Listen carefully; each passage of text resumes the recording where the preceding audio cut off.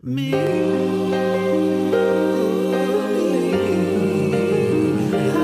am a memoir. I said a memoir. The meaning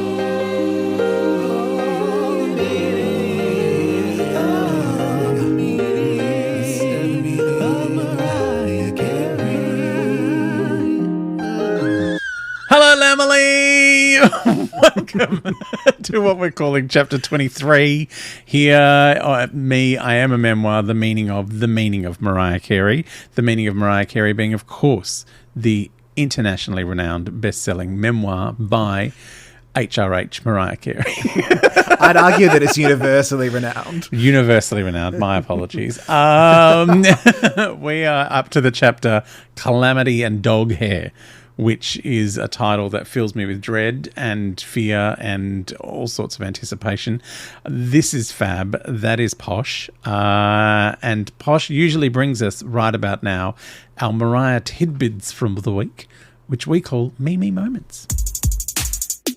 Me moments. So things are very quiet in Mariah's world right now. Yes. I found one little headline and then just now a little snippet of breaking news. All right. Ooh, So I'm breaking gonna be, news. I know, I'll be reading Well, the you breaking say news. breaking news, but it was last It's Thursday. 5 days ago.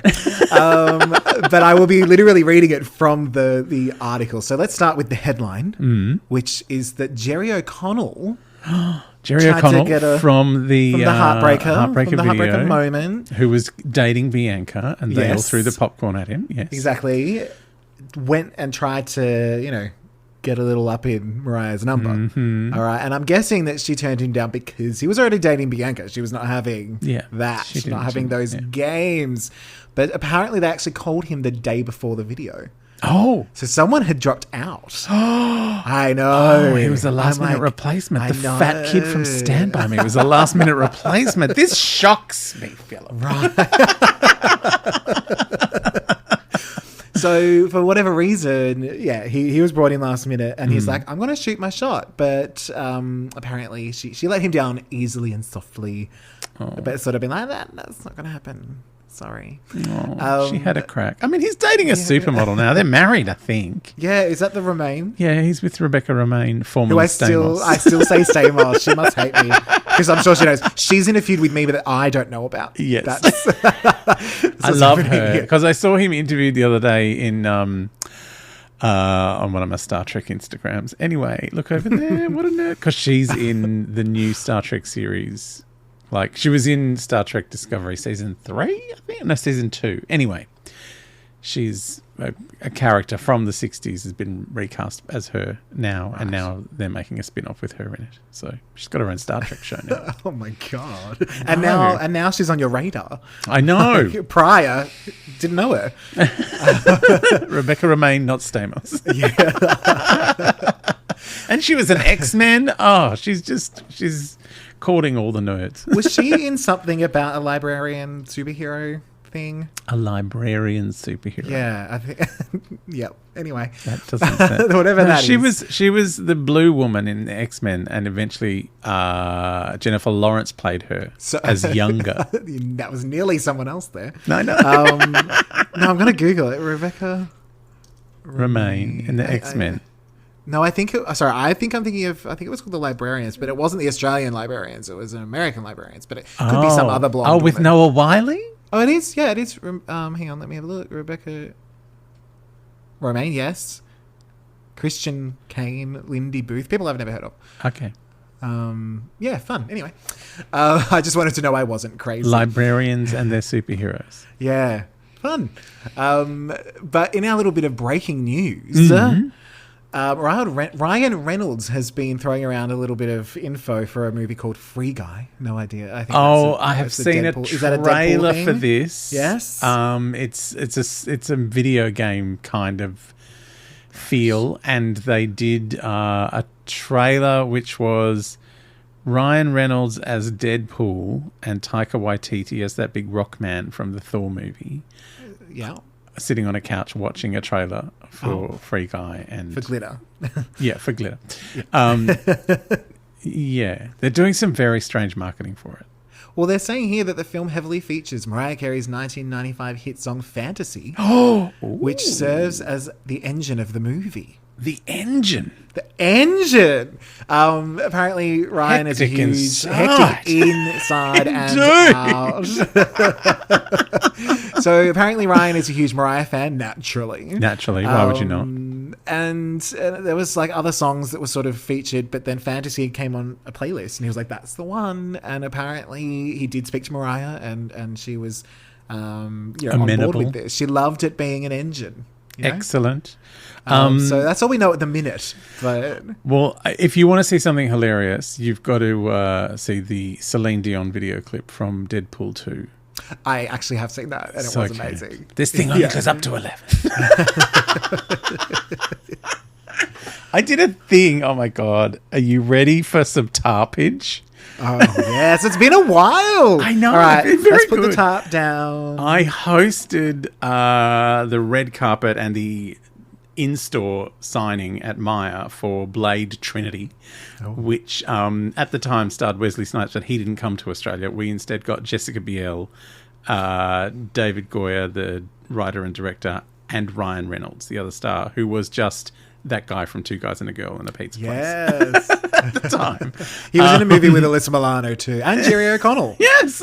So- Anyway, we were having lots of joy. He told me afterwards, he said, "You were really funny. I really enjoyed working with you the last few days."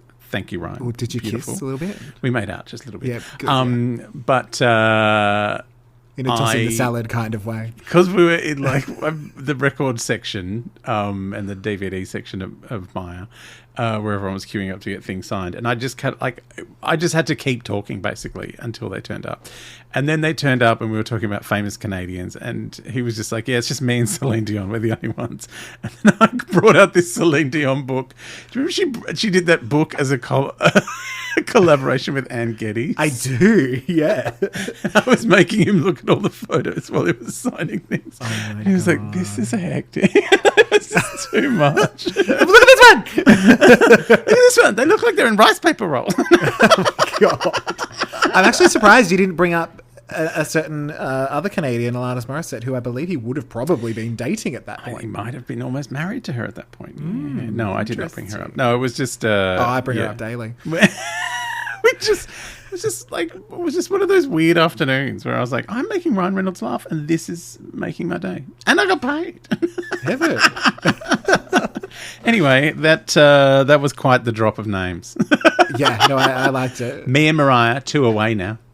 Oh, look out. I feel like we're already BFFs with Michael Angeles Davis. Yes, that's true. So, we're Yes. basically family at this point.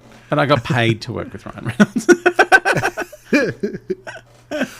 Oh my goodness. I think that brings us to the end of the Mimi Moments. That's probably gone way longer than it needed to Yeah. be, given that there was nothing in there. There was nothing to say. It was me as in you, me and you. Yeah, and there was a lot of me dropping names.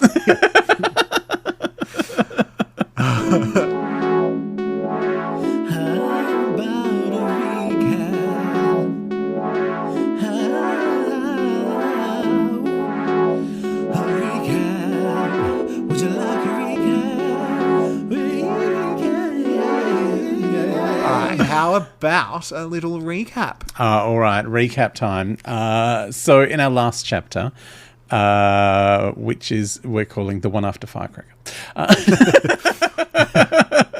Mariah went on TRL and had a festive moment that went awry.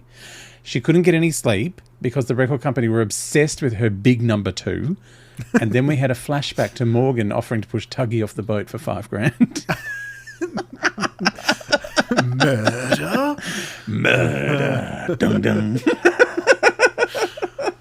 And I'm excited for this gist. This gist Nervous. is going to be brief. Are you ready? Mariah breaks some crockery and Momo calls the popo. I do feel that by the end of this chapter, we may have a few more nicknames for Mama Patricia. Oh, so many more nicknames. Just putting that out Can there. I just tell you, this is a chapter that I was so glad that I got to do the audiobook on. I'm so you always get the really good ones, and I'm so jealous. I had to read the damn thing. Oh my God, I can't wait. I'm going to do my impression of Mariah's impression, and it's Please, going to hurt you. yes. The impressions. I ache inside, darlings. All right. Does that mean that we are ready to break it on down? Oh, no, but let's do it anyway. Great. Never ready. Never ready. Breaking me on down. All right. So we're still in part 3, All That Glitters, and we are on Calamity and Dog Hair. Oh, With Patricia still running the corporate morgue errands in the city, Morgan, Mariah, and Tots headed up to Patricia's. corporate morgue errands. Mariah started to relax, knowing that this was a home that she had purchased so her mother and family could find comfort in it, and now she was in need of comfort. By the way, were you having a drinking game with every time she mentioned it was her house that she paid for? Because you would be I'd be dead. legless. Yeah. Yeah, there's a lot. Even the impressions happened a lot. Like, it was good. There was a lot. There was a lot. So Mariah had built a guest room, or created a guest room for anyone who needed a place to stay and was looking forward to eating and crawling into bed before Patricia got home and ruined everything. don't. Classic Pat. Now, were you surprised that Alison hadn't moved into that a little second guest bedroom the second it was created? Yes. I That feel was like the first thought. Alison is not allowed Yeah, in that part of New York. like at all. At all, ever. Yeah, no, I was a little bit like, I'm surprised Mariah didn't walk in to find Alison had made herself at home. Brewing up some tea. Get out! I can't help myself. So when they arrived, Mariah tried to hide her state from her nephew Mike, who was living there with Patricia. Yes. Because she wanted to spare him the family trauma, considering he'd already been through so much with his addicted mother. Yeah. But Mariah started to panic a little when she realised she was not only out of the city, but isolated with her family. She did not even have her driver. No. I mean, where's Minnie when you need her? I know. That's all I can say to that. I've been watching a lot of Will and Grace where she just shows up and calls everyone by the wrong Oh name. my God. I love that she agreed to do that show when they had slagged her off royally in the very first season. No. But then Tori Spelling did Scream too. So anyway. Mariah felt herself swinging back and forth between this house and the shack, and fear of being somewhere with both Morgan and Patricia had her feeling unsafe. The house smelled of calamity and dog hair. Oh. Mariah that is always... a heady it's- aroma. Yeah, a wet dog. Like, I assume it's wet dog because that's not pretty. Also, we know Mariah has heaps of dogs, so I was thinking this. I love the idea that those dogs either don't shed, or if they do, it is removed very quickly. I'm now having flashes of Mariah booking the dogs in to get their anal glands squidged. That is the worst. I don't know much about it, but I've heard it in conversation, and I don't really want to know. Yeah, no, because it's like the vet's like, well, you could do this. I'm like, yeah, I know I could, but I'm not going. Yeah, but why? Why would I do that? Mariah always knew that Patricia was a filthy bitch pig, so she'd hired cleaning staff for her. Because it was her house. Because it was her house. So she'd hired the cleaning staff, and I'm like, so where are they? Why haven't they tidied up the dog hair? What are they doing? Well, haven't they done a lot of things? Plot holes. So Mariah thought she'd tidy up a little bit as a way to bring order and calm her anxiety, but did struggle to stay inside her own body and felt as if she was in a loophole of time and space. Things are getting Romaine up in here. And Stamos. She felt like she had travelled back to the shack. Yes. So this whole section is described in a very out-of-body way. Like, you actually kind of feel the confusion. I don't know what it was like hearing it, how it was delivered, but reading it, it's chaotic. Yeah. And you're feeling kind of what she's feeling. Yeah. And what I found really interesting, it was almost the first time that you've kind of heard, obviously a lot of the book is Mariah's inner monologue in a way, but sort of hearing her inner monologue of, I can bring order to this, I'm not hopeless, like those really small, I can do this kind of steps, was kind of one of the moments I felt Mariah most let the reader in. Like so an actual fear, and rather than the description of a fear. I agree with you, but I think she's also letting us in when she's giving us huge lists of her accomplishments. Absolutely. Which I only add to. And it was number 2. Yeah. Not like it was number 37. Not like that Love Don't Cost a Thing song. So Mariah went into the kitchen to scrounge up something to eat. Usually, she'd bring everything with her, including disposable plates and cutlery to ensure an easy cleanup, but also because Patricia is a filthy bitch pig. Oh my God. Patricia does not come out of this chapter well. Can you imagine Mariah just rocking up with the paper plates? I brought paper plates because I know there's not going to be a clean one for me to eat on. Yeah. No. 'Cause I've been here before. So in my house. In my house. Where are my cleaners? But again, you've got cleaners, so why are they not cleaning? I don't understand. Well, maybe they were due the next day. Maybe. Yeah. I don't think they lived there. Not in the spare room. No. So Mariah was met with a pile of dirty dishes and thought maybe if she focused on one thing, she could get through it and have something to eat off of a clean plate before going to sleep. So in this moment, she suddenly remembered that she had not slept for more than 2 hours in 6 days. And she was like, I've got to just try to focus on this task at hand. Gotta get me some sleep. I've got to get one plate cleaned. Which she did. Just one plate. Just one plate. All She got it takes. Just one plate. But on starting the second, we had a little dropped moment. Whoopsie. Now she had to clean up the floor as well. Broken crockery. So as she bent down to pick this up and tidy, she just had a smidge of a blackout. Just like a gentle halfway down, not quite all the way down blackout. Managed to steady herself. And with the help of Tots, she stumbled up the stairs, headed towards the guest room, while picking up clumps of dog hair along the way, because standards, darling. It was a moment. A moment. I am nearly dead from exhaustion, but oh God, I've got to get rid of this dog hair. Tidy out this dog hair. It's too Calamity. My house.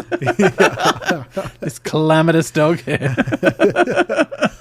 But she made it up there, climbed into her bed, and surrendered to the darkness. Peace at last. Now, I'm ASMRing a snore for you. Thank you. Before we wake up, before Mariah wakes up, while she's having a little snooze, let's talk about this whole moment, because it's presented as it's very manic, like Mariah is, and we're getting everything from her point of view and kind of feeling what she's feeling. Yep.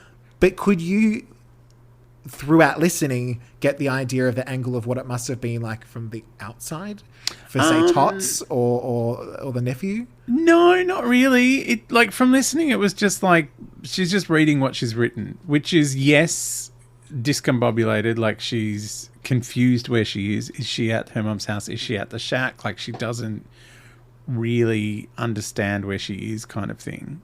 But yeah, no, she's not leaning too much into the emotion of this moment, because I was really, fascinated with this. I'm like, what's going on with the dishes? I remember the dishes being an important thing because it was in the news. But yeah, it's just like, oh, she dropped the dishes. And also, knowing that she hadn't slept for an entire week. Like, I've been there. I've been that lunatic person who hasn't slept for I would have weekends where I would go out Friday night and come home Sunday afternoon, and I was not okay. Yeah. And yeah, you do drop things and fall over and just like black out for no good reason.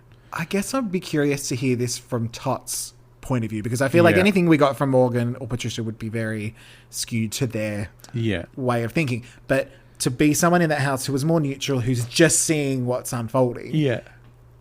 And how long was this going on for? You know, the way Mariah describes it, it's kind of in and out of consciousness. So you don't get a great sense of time, but you imagine it all kind of happening very quickly. And probably it's because it's still following on from the last chapter where you just get this sense that she has not slept, she has not had any rest, and she is running on empty. Like, she's beyond empty now. She's she's blacking out. Yeah, like, she's passing out. It's like, and as she said, at least you'll get sleep. Like, even if I have to pass out, that's fine.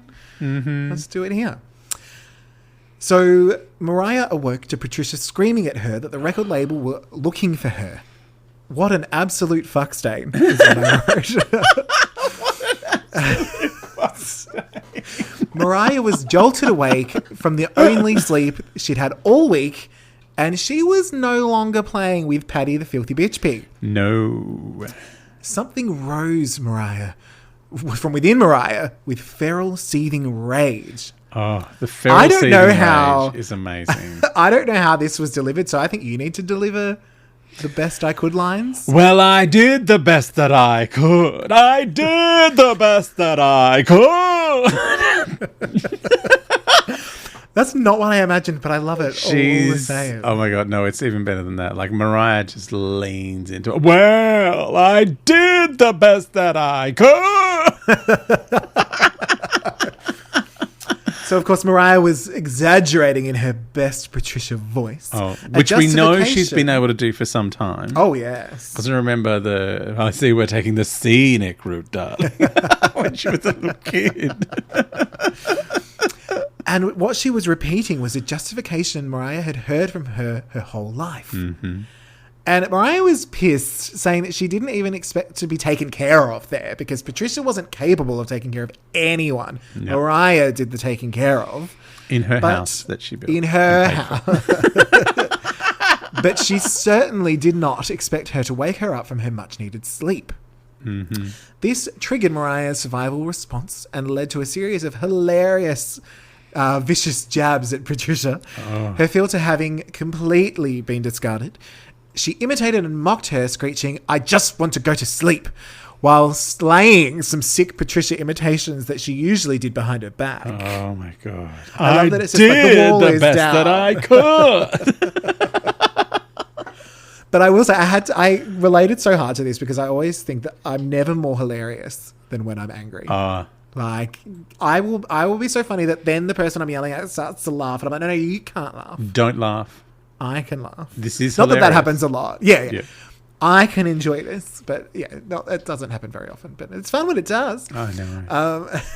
Now, no one had seen Mariah like this. Usually the raging moments were reserved for Morgan and Allison. But it was Mariah's turn. Yes. She was angry and hysterical and still wanted to protect her nephew from all of this. Yeah. Who was being looked after by Tots. He's all right. And Mariah screamed, "This has to stop. We have to break the cycle."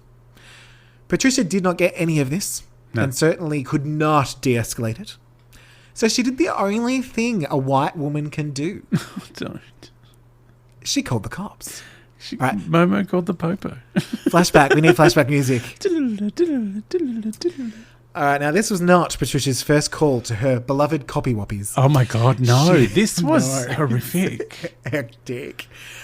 She's called them on Morgan, yes. Allison, yes. even her grandchildren. I know. One Christmas, Mariah took them all to Aspen. She rented a house and I love that you're like, I can't hear it again. I can't. It was hectic. I mean, especially because she did cap it with "all I want for Christmas." I know. I don't want a lot for Christmas. Yeah. And one thing I don't want is them. No. And certainly not in Aspen. Yeah, I love that she goes to Aspen because she knows there's going to be snow because it's up a mountain. I think we'll find it. Come on, everyone. So she rented a house and put everyone up in a nice hotel. Mm-hmm. And when they were all at Mariah's little rented pad, Morgan got a little more than inebriated. And when he went missing, Patricia turned to her usual dramatics and called the FBI. I did the best that I could, darling. I dialed 911. She called the FBI. I can't find more. Where is he? I'm sorry, ma'am. Who is this? I'm a white woman. We're on our way. I love that. Why did you Mariah say says, so? Mind you, Morgan was a 30-something grown man. Oh yeah. Don't worry, that's coming up. So when there was no answer at his hotel room, Patricia called the cops to find her non-white, sometimes drug dealing, been in the system, drunk-ass son. Oh. She made them break down the hotel room, only to find him passed out, tushy side up. Tushy side up. I just thought that made it cute. Aww. Oh, Morgan.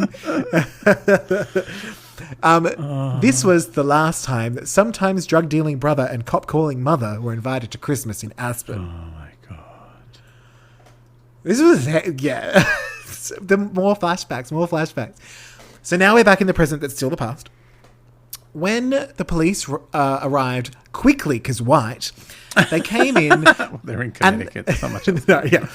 They came in and kind of recognized Mariah, which I love that she noticed. Like, yes, it is I. It's me. Thanks. Yeah. Recording artist, Mariah Carey. Do you want an autograph?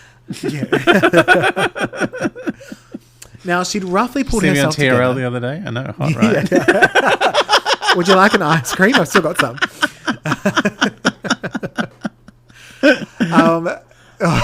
So she'd roughly pulled herself together because that's what you do when Piggy Patricia calls her Piggy friend. Piggy Patricia. I know. I was mad. It's finally come full circle why you called her Piggy Patricia. But she didn't have her superstar mask on. No. Without her wardrobe and glam, it's possible that she may have just looked a little troubled. Yeah. Just a tiny bit troubled. Also, she hadn't slept in 6 days. So Well, exactly. her eyes probably weren't focused. Probably not. Patricia gave her best nameless white woman in distress performance, which even Mariah Carey couldn't compete with. So Mariah, in this moment, she wanted some big Jesus energy from Tots. Big Jesus energy, yes. She couldn't connect to her personal Jesus. No. So she wanted to outsource to Tots. Although difficult for Tots because endemic racism within the police force. Yeah. She was looking after Mike. She herself was the only 100% black person in the house in an all-white affluent neighborhood. Yeah. Even Morgan was lying low due to his turbulent history with the Popo. The Popo! And no one stepped in to tell the police that this was just a family drama. It's just a moment. It's not a good moment. Mm-hmm. But, we will figure this out. This is, this is 11 and a half years in the making. Yeah. I'm only 12. Only 12. Yeah. So Mariah had no fight left in her and she was done. Ironically relieved that the cops could take her away from her mother's house. Yeah. She agreed to be removed from her own house with one simple request.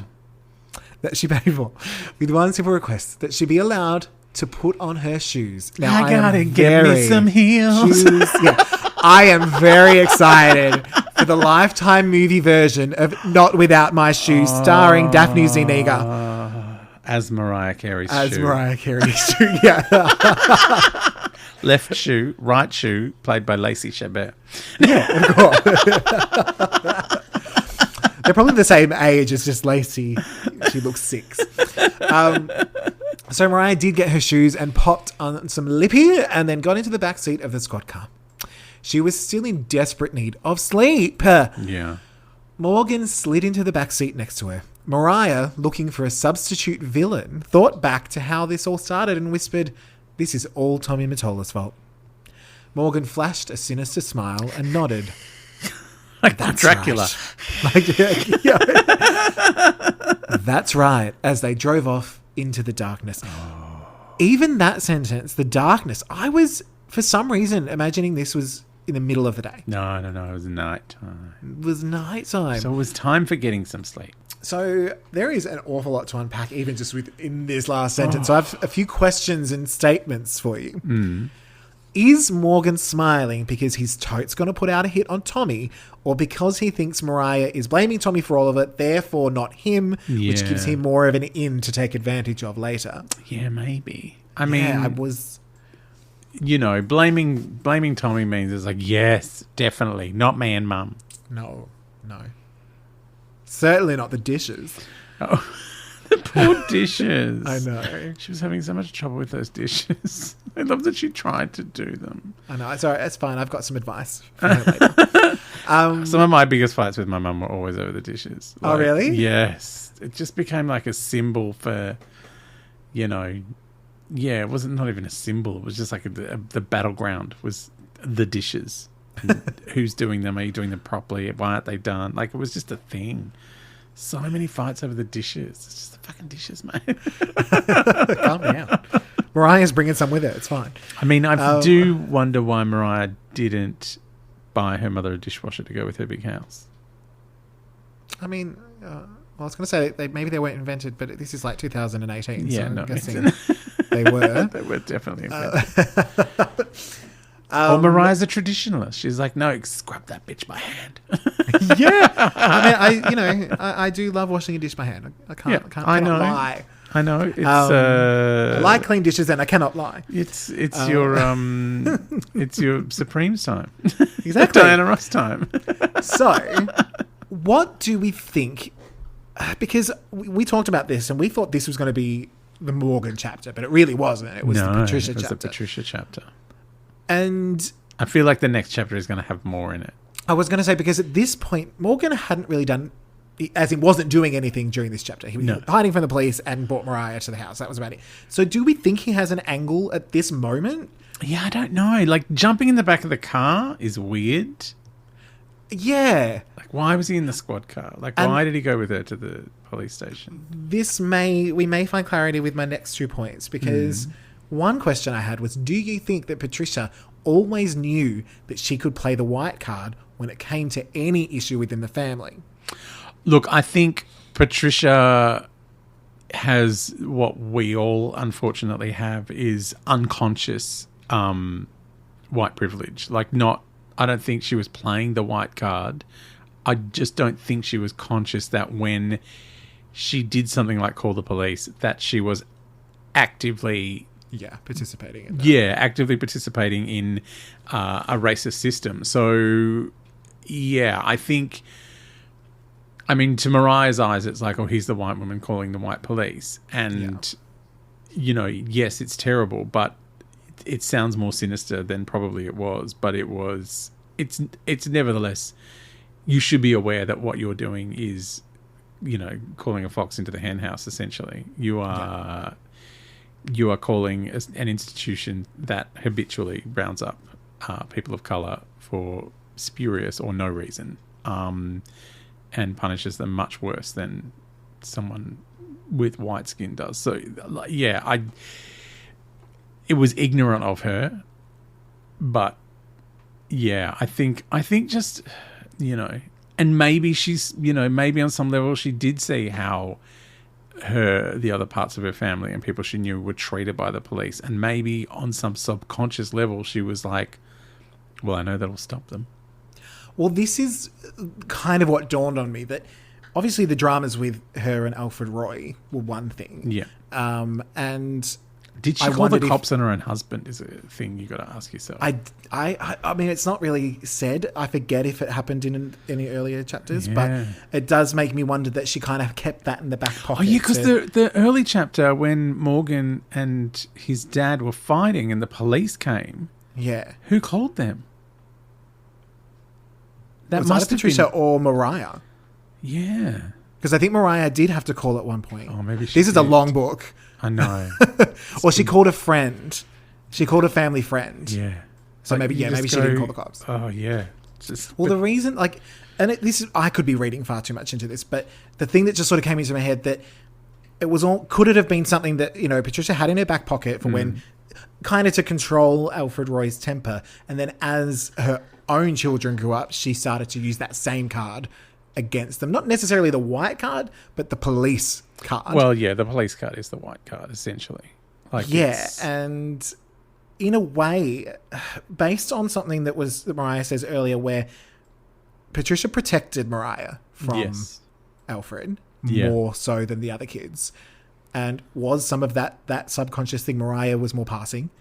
And maybe she'd kind of already let I don't want to say but, because a lot of it is on Alfred Roy as well, but, the destruction of Morgan and Allison happened kind of before Mariah was even born. Yeah. And the way she kind of came in and said, you can't hurt this one.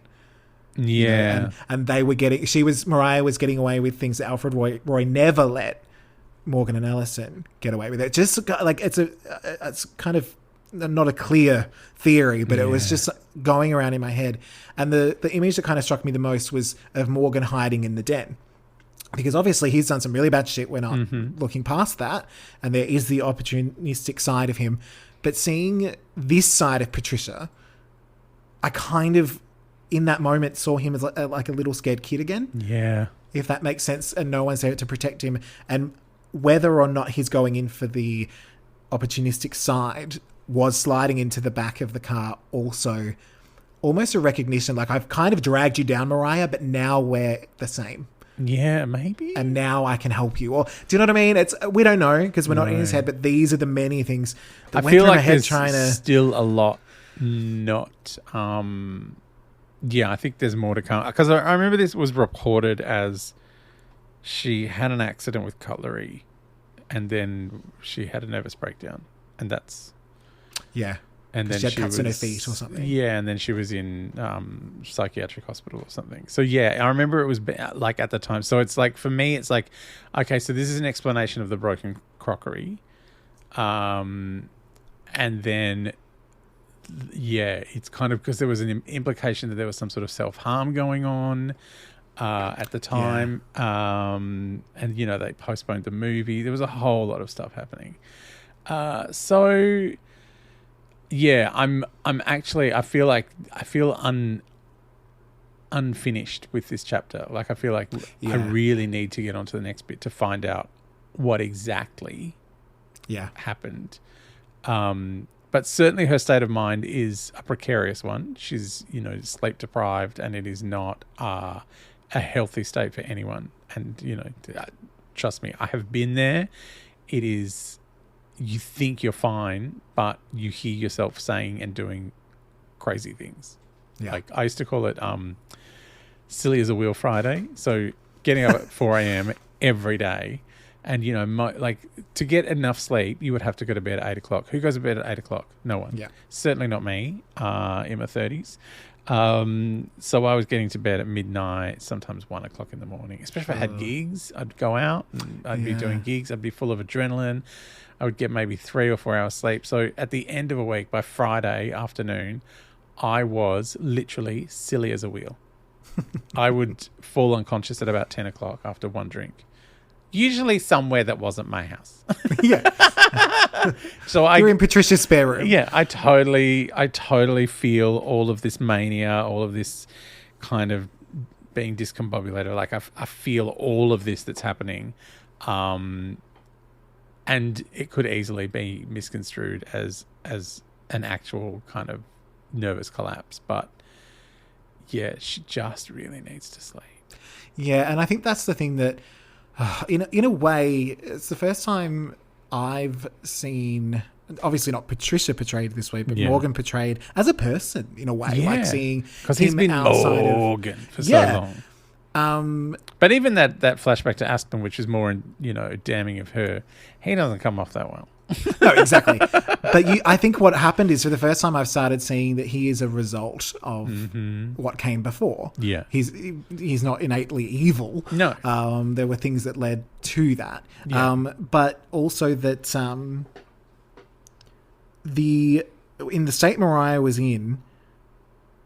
A family, I don't want to say the word regular, but, a family that were a little less damaged, let's say, probably would have known, just put her to sleep. Like, what the fuck was Patricia thinking? Well, because, the management. She'd just been with them in the city all day. And, like she said at the start of the chapter, Patricia was off colluding with them and had come back to go, what are you doing? They need you to make the video clip. And she's like, I just want to get some fucking sleep, for Christ's sakes.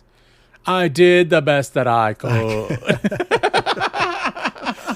All right. So something tells me there will be much more of this to break down. I'm very interested to actually get the final, Mariah's side of the story, because as she said in the last chapter, she wasn't able to ever tell her side of this story, I guess, until now, because there was no social media and there was no way for her to connect with fans and say. And she has sort of said, as far as the family, that she was happy to leave it alone, but they continued to want to tell stories. Yes. So she's going to tell hers. Mm-hmm. Basically. Yeah.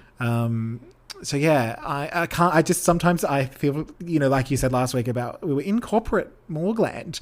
Yeah. How did we get here? Like, it feels like we're back in the Dandelion Tea moments. Yeah, I know. Of that, But of course, it was always going to rear its ugly head somehow. Yeah, and I guess that's the other thing is like because she's in these places with these people, of course she's falling back into that, that mind state of this damaged girl constantly hiding from violence in a house, where the police are coming in and where it's, and now she's the one that has been pushed to the point of, screaming and yelling and carrying on. And you're just like, I don't know, if you're a mother and you're like a third child is behaving like this, like, don't you at least go, oh, did I make this?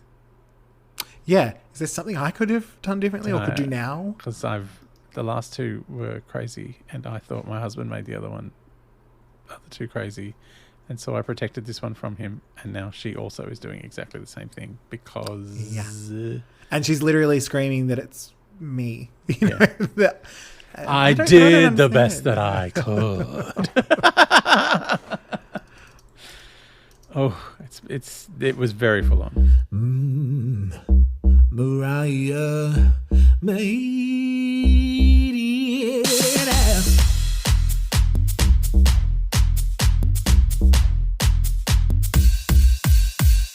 So, last chapter, Resting in Pieces. I gave that Murderfinity. Yes. You gave that Infinity. Yes. And the Lamley gave it Infinity. Excellent. It's all it deserved was Infinity because it was so meaty. Sure. We had TRL meat. We had singing over and regular song meat. It was meaty. I did add the real moment into a little Instagram post. It so much. So I wish I could retweet things again and again. Like, did everyone see this? It's like, oh, you're just turning it off and turning it back on again, retweeting. I think you can quote tweet maybe multiple times. Maybe. Yeah. Not sure. Yeah, I think you have to turn off the last retweet to turn on the new quote. I don't know. My app's annoying. That seems rude. I know. So for Resting in Pieces, what Mariah meatiness... Sorry, not Resting in Pieces. Calamity and Dog Hair, what is your Mariah meatiness score this week? Look, as I just said, I feel like the next chapter is going to be an intense one with a lot of explanation, and this is kind of a stopgap. Yes, there's a lot going on. We had the worst Christmas of all time, and the police involvement is amazingly terrifying. Also, just like Mariah basically explaining how out of it Patricia was, like with her kind of, whiteness and just constantly referring to her whiteness. And the white police, I was like, oh wow, this chapter has come to take on so much significance, obviously, and she saw it very differently than I guess her mum did at the time. But yeah, so it's just for me on the cusp of an Infinity. Ooh. Because I feel like it's not the entire story yet. Like we're getting the rest of the story in the next chapter. And there was no song origins for you. There was not a song origin. So you couldn't sink your teeth in. No. So for me, it was a short chapter, but once Mariah started doing defensive Patricia impersonations, it had to tip over into Screamfinity. Screamfinity! So this may be the first time in a chapter that I've given a higher score. Oh no, I think you've done before because there haven't been songs. No, but I think in a chapter because there haven't been enough song origins, and you've been all over it. You've been excited. I'm like, yeah, no, she didn't learn a new song. Imagine if Almost Home, which she didn't even write, but it was written up, thought about, or the instigator of the trip to Patricia. Don't even Almost Home. Or maybe she writes it in the next chapter, but.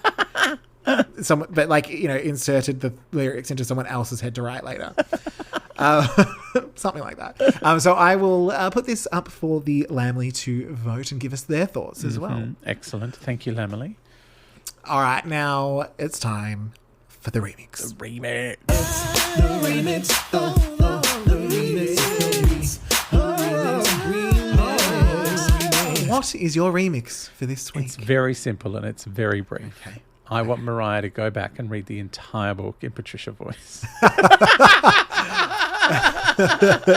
It's like a separate thing on Audible. Morgan's eyes narrowed and he flashed that sinister smile again. I mean, Mariah loves a remix. So the Patricia remix. Get David Morales in to do a little beat under it. It'll be called the Nameless White Woman remix. I did the best that I could. We drove off into the darkness.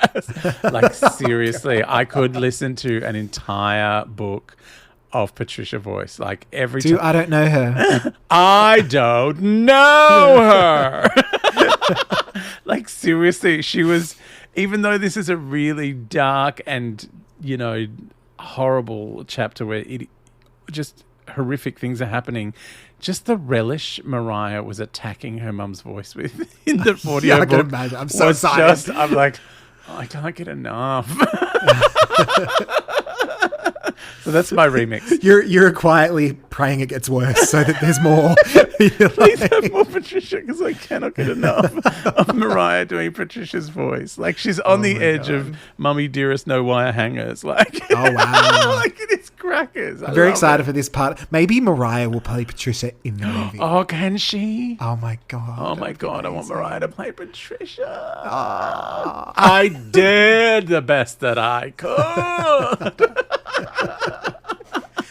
All right, so my remix for this chapter, it's a simple one. I'd have washed those damn dishes to Diana Ross. Oh, I know. Would have made all the difference. She would have dropped more of them, though. But in a fun, festive kind of way. Yeah, that would have been very festive. Upside down, you're turning me. Like as she's throwing the As plates I back. clean the bottom of this plate. Oh. Can take that away. Oh, Mariah's lesson.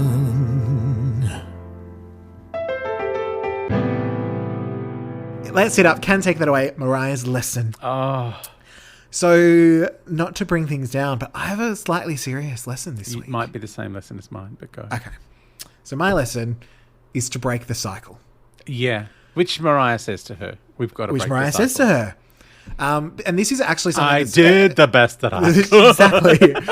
So this was, again, similar to actually Dandelion Tea, where I happened to be kind of dealing with some of those things at the time. Yes. In my, recovery journey. Mm-hmm. And just a couple of weeks ago, I happened to be just kind of thinking about things. I was staring out the window and kind of recognizing that breaking the cycle, it's something that can be very lonely, because you look around at the people around you and you're like, oh, you haven't done it, but I have to, because I can see it. Yeah. So if I can see it, it's kind of my responsibility to break it so that I don't pass it on Yes. to other people. And just sort of the really relating to Mariah's want and need to create or recreate a family in the way she wishes they were. Yeah. And then kind of having to accept that actually that's not who they are. I can And they'll never be wish that. it, and they'll never be that. So this was kind of going through my head a lot, and kind of in a way difficult, but also then being able to recognize the people in my life who had broken the cycle or are trying Yeah. to break the cycle, where actually kind of gives you a little bit of hope. But yeah, I think ultimately it's just that thought of, well, I see it now, so it's kind of my responsibility to do something about it. Yeah. You break the cycle for you. You can't break it for anyone Yeah. else. No, exactly. So that was my little lesson. Oh, that is awesome. So what is your lesson? No, my lesson is anyone who thinks that they don't have white privilege needs to realize that not everyone can just call the cops whenever they feel like it. And be believed. And even on their own children. Yeah. Like, that is some next level bullshit. But yeah, it's like, because we're both white, we, I guess, sometimes are blind to a lot of the things that Mariah's talking about in this book. We don't have that lived experience. But I do have lived experience of white privilege, and seeing it from someone else's eyes, you go, oh, yeah, I would just call the police. I can just like, oh, that person's annoying me. I'll just call the police. And it's like, no, that is actually a potentially deadly thing to do to someone. Yeah. Like, if you can't resolve your problems, you don't, like, because this was not a calling the police moment. Oh, God, no. Like, Morgan, Not even a little Morgan bit. being unconscious in his hotel room is not a call the police moment. No. Yeah. And I get, It's certainly not a break the hotel door down moment don't either. even. Like the- even if you were really worried that someone was missing and you're like, I'm just going to let the police know. Yeah. The local, so they can keep an eye out. You know, my son's had a couple of drinks. Can you keep an eye out for him? Yeah, no worries. call the hotel staff. Yeah. But no, we're going to We're take calling an axe to the cops. door. Oh, my God. Like, we had the police here the other day bashing on the door across the hall from me. You know, the way they bash on the door is like, it's not a polite knock. No. Like, everyone in the hall, like, on this floor, stuck their heads out to like, is everything okay? Like, it's Mrs. Kravitz was... Yeah, I was totally Mrs. Kravitzing. Like, they even knocked on the people across the hall to say, do you know if he's in? And we're like, no idea. Like, Yeah. but it's like the police do some amazing things. Like, they, you know, but there is a part of calling the police that feels like a last resort, and you know, they've got better things to do than come and break up an argument between a mother and daughter, surely. Yeah, surely. But yeah, so yeah, for me it was just like having my own white privilege shown to me in stark relief. That was my lesson. That white privilege is being able to call the police anytime you feel like it. Yeah. And look, I think that's why it's so important that everyone has equal opportunity to share their stories. Yes. So that there's that learning and that understanding and Yes. seeing things from different perspectives. And I know it feels weird that we're two white people talking about this book that has so much about race, but I feel like we are learning so much that, yeah, this whole thing about calling the police being kind of like a really actively racist thing to do. Like, you could be causing huge problems by doing something you see as a simple, oh, well, I'll just call the police. And that it's not simple as, I'll just call the police. Like, that's white privilege right there. Like, feeling that you can, and it's going to have no dire consequences at all when it could be a terrifying thing for someone. So yeah, that was a real eye-opener for me that I had not really considered before. And yeah, so I had a big lesson this week. We are learning. So many Mariah lessons. is our teacher. She is. The ultimate teacher. All right. Let's bash on through to a little I Don't Know Her. Oh. So I've only got one Really? this week. Unless there's someone forgetting. But I think from this chapter, the only person that we definitively, full stop, forever don't know until she shows up on that second Christmas album is Patricia. Look, I don't think we know anyone in this chapter except poor Tots and Mikey. Well, because the only other person was Morgan And the police. there as well. Oh, and the police. Oh, we don't know the police. That's a fair point. I'd removed them You from had. my mind. I think it was just the And Tommy Mottola gets a mention. Yeah, as we well. know. We already didn't know him from several chapters ago. Yeah, but I don't know. There was something. I feel like we'd sort of said, yeah, we can't do it. I know Patricia, but I think at this point we Oh officially. yeah, we don't. We do not know do not Patricia. know. She's in the. I Alison. don't know her She's in the bin with Alison and the tea bag at this point. at this point. All right.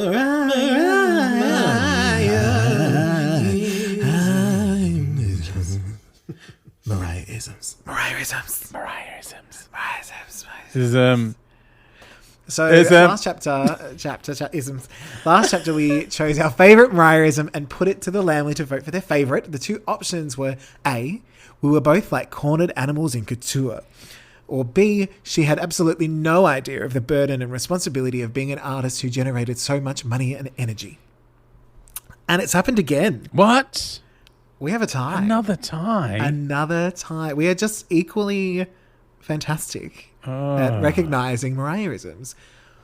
But that's okay, because whoever goes first, and if we match, we match. All right. So what's your one? My one is, I was barely conscious, but my standards were still awake. Oh, I loved that so much. I loved that so much. That That's picking up the dog hair. that was going to be mine, but because I received so much joy, I did the best that I could. She's didn't consider that. She's now turning into Samantha from Sex and the City. I did the best that I could, darling. The ski bop, but Bibbidi bop, skibbidi bop bop. Sophus hooray! I did the best that I could. Oh my God. Imagine if that's who they replaced Samantha with. Oh Patricia. my God. Oh, can Kim Cattrall please play Patricia in the movie? Oh, that's the one job I'll allow her to have. Because she is that white woman. Oh yeah, that clueless. Yeah. She has called the cops on SJP so many times. So many times. Oh, she didn't like me changing the script, so I called the cops. I did the best that I could. Fantastic. Yeah, I didn't consider that one. I think I guess because it's not a Mariah-ism, but she weaponized it. She did. She weaponized it. She's recycling, upcycling. No, it counts. It counts. So I will put those up on the Twitters for the Lamely. It is. I think it has more piquancy if you've listened to the audio. Yeah.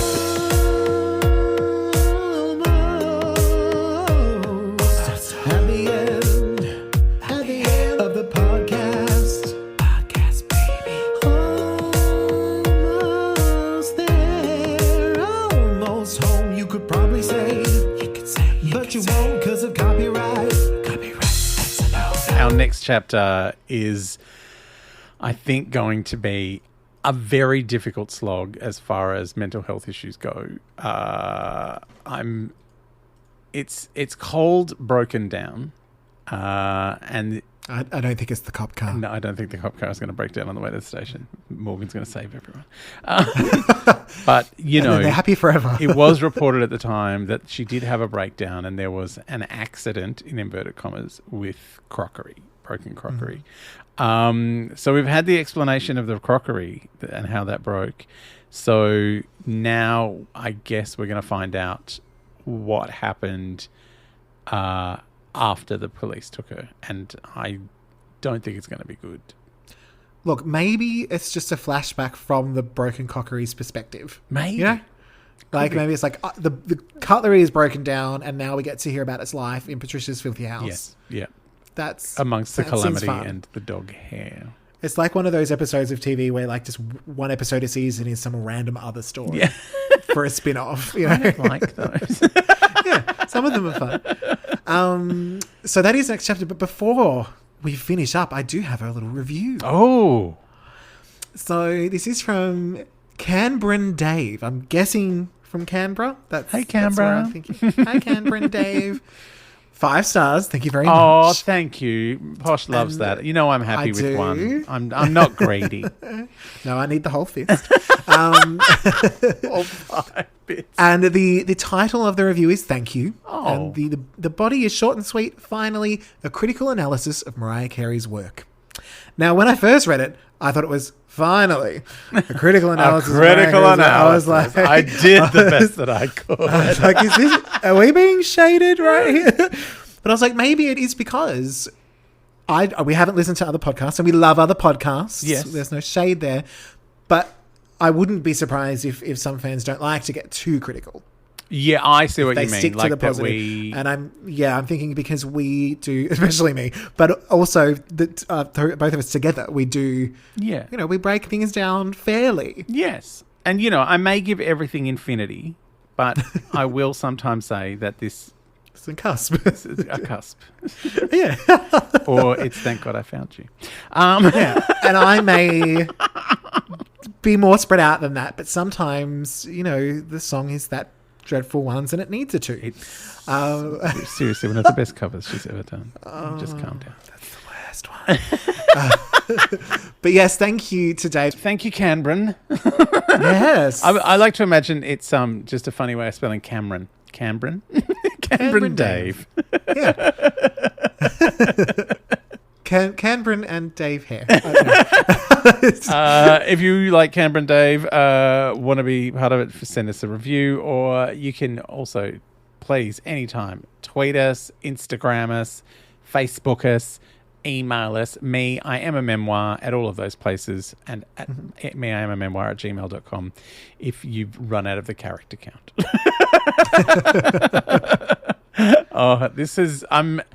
This has been quite exhausting, and I'm very, very frightened for next week because it looks like a massive chapter. And I believe the end of this section of the book.